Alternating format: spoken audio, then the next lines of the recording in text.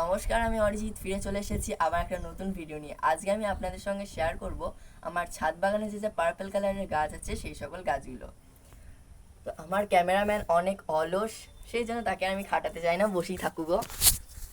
প্রথমেই হচ্ছে এই পার্পল কালারের গাছটা, এটা হচ্ছে আমার ছাদ বাগান ঢোকার পাশেই। তো এদিকেও একটা আছে, এটা একটা পার্পল কালারের গাছ। পাতাবাহার গাছগুলো সহজেই ডাল থেকে চারা তৈরি হয়ে যায়। তারপর হলো এই একটা পার্পল কালারের গাছ, এগুলো হ্যাঙ্গিং টবে অনেক সুন্দর হয়, কিন্তু আমার কাছে হ্যাঙ্গিং টব নাই।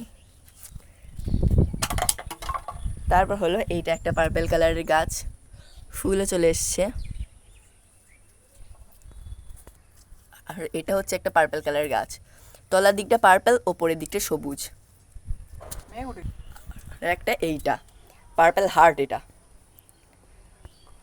তলার দিকটা এটাও পার্পল কালার, ওপর দিকটা পার্পলের ওপর সবুজ সবুজ দাগ। তো আজকে এই পর্যন্তই। যদি ভালো লাগে লাইক করবেন, শেয়ার করবেন, সাবস্ক্রাইব করবেন। টাটা।